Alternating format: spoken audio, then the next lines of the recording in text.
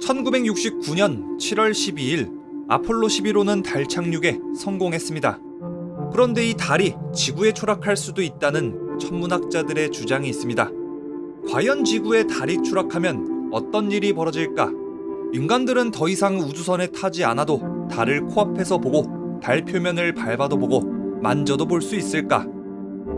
달이 조금씩 지구하고 가까워진다고 가정해 봅시다.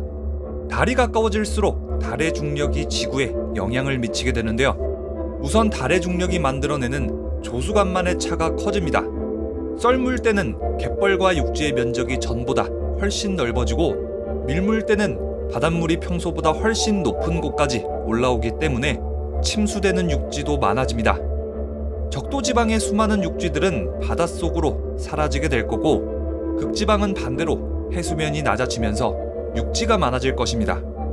우리가 알던 지구의 모습은 많이 바뀌게 될 텐데요. 아마도 세계 지도를 새롭게 그려야 될 수도 있습니다. 달의 기조력이 영향을 미치는 건 바닷물뿐만이 아닙니다. 기조력은 근본적으로 양쪽으로 당기는 힘이기 때문에 육지에도 영향을 미치죠. 지구 지표면엔 균열이 생길 것이고 화산과 지진, 해일 등 대규모 자연재해가 끊임없이 일어날 겁니다. 대기권도 달 쪽으로 쏠리게 되면서 온갖 기상이변도 일어납니다. 사막에는 눈이 내릴지도 모르고 아마존은 사막이 될지도 모릅니다. 1년이 넘도록 장마가 오고 태풍이 끊이지 않을지도 모르죠. 달의 인력 증대로 지구의 중력도 줄어듭니다. 기존의 무게질량 체계에도 큰 변화가 일어나겠죠. 자, 정리하자면은 전 지구적으로 침수가 일어날 거고, 지진, 해일, 화산 폭발 등의 대규모 자연재해, 기상이변과 중력 이상 현상까지 지구는 단 하루도 멀쩡할 날이 없을 겁니다. 이렇게 달이 점점 지구에 가까워지다가 끝내 충돌하게 되면 어떤 일이 벌어질까요? 달지구 충돌 시뮬레이션에 따르면 충돌 직후 지구 표면엔 충돌 부위를 중심으로 거대한 분화구가 파입니다. 이 분화구에서 생성된 화염은 지구 전체로 퍼져나가고, 충돌로 생성된 달의 파편들은 하늘로 높이 튀어올랐다가 지구 중력 때문에 다시 끌려 들어옵니다. 그렇게 지구의 연쇄적으로 후폭발이 일어나죠. 지구의 온도는 계속해서 올라갑니다. 행성의 물은 모조리 증발하고 결국엔 지구의 평균 온도는 약 5000도까지 올라가게 됩니다. 다들 예상하셨다시피 지구는 달하고 추락하게 되면은 그 어떤 생명도 살 수 없는 화염의 행성이 되어버립니다. 또한 달이 사라지게 되면은 지구 자전축의 기울기가 급격하게 변하고 자전 속도도 빨라지고 하루의 주기도 변합니다. 하지만 이 시뮬레이션은 영화에나 나올 법한 이야기입니다. 현실성이 조금은 떨어진다는 얘긴데요. 사실 달은 1년에 3.8cm씩 지구로부터 멀어지고 있습니다. 그렇다면 달은 어째서 지구에서 멀어지는 걸까? 달의 인력은 지구 자전의 반대 방향으로 지구에 물을 끌어당기는데, 이 때문에 지구의 자전 속도는 조금씩 느려지게 됩니다.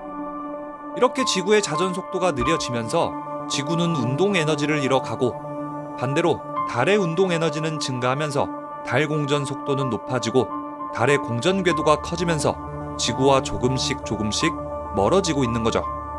이게 45억 년 동안 반복되면 달은 14만 킬로미터나 멀어집니다. 지구 둘레를 3번은 돌고도 절반은 더 돌 수 있는 거리죠. 달이 지구를 그대로 직격할 수 없는 두 번째 이유는 로슈 한계입니다. 로슈 한계는 1848년 프랑스 천문학자 에두아르 로슈가 발견한 개념으로 위성이 모행성의 기조력 때문에 부서지지 않는 한계 거리입니다. 위성이 로슈 한계를 넘어서 모행성 가까이 가게 되면 모행성의 중력 때문에 위성은 표면이 버틸 수 없게 되고 위성은 끝없이 늘어나다가 찢어져 버립니다. 크기가 거대한 위성은 로슈 한계도 그만큼 크기 때문에 행성 지표면에서 봤을 때 크게 보일 정도로 가까이 다가오게 되면 위성은 바스라지고 흩어져서 행성의 고리가 됩니다. 토성의 고리도 로슈 한계 안쪽에 위치하는데요. 예전에 토성 근처에 있던 위성이 로슈 한계를 넘어서 가루가 된 다음에 토성의 고리가 된 것으로 추정됩니다. 자, 그렇다면 지구에 대한 달의 로슈 한계는 얼마일까요? 약 2만 킬로미터입니다. 이 말은 달이 지구에 2만 킬로보다 가까이 접근하게 되면 달은 빵 반죽 마냥 늘어나게 된다는 얘기입니다. 달이 지구에 2만 킬로보다 더 가까워져서 지구에 부딪힐 때쯤이면 달은 소행성 여러 개로 잘게 부서질 것이고, 이 소행성들은 지구에 떨어지겠죠. 6,600만 년 전 멕시코 유카타 반도에 떨어졌던 지름 10km 정도로 추정되는 소행성.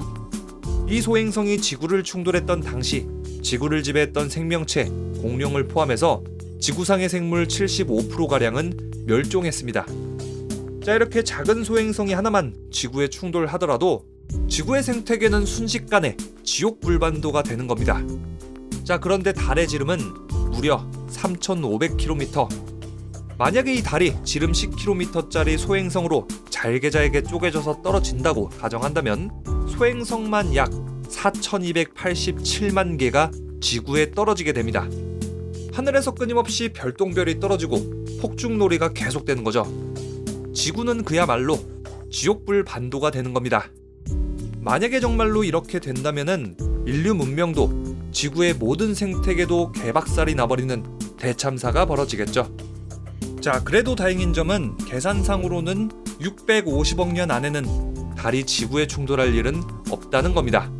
그러니까 우리는 달이 언제 떨어질까, 언제 폭죽놀이가 시작될까 걱정하지 말고 달 구경도 하고 달 보고 소원도 빌고 그러면 됩니다.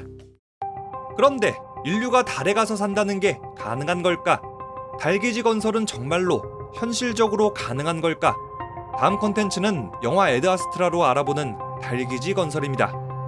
영상 안 올라오면 그냥 부엉이 내 터졌다고 생각하세요. 그리고 달에 대해서 궁금한 게 있다, 아직도 모르는 게 있다, 그런 게 있으면은 얼마든지 댓글 남겨주시기 바랍니다. 그러면 제가 그 댓글들을 보고 다음 콘텐츠로 제작해보도록 하겠습니다. 그럼 지금까지 리뷰형이었습니다.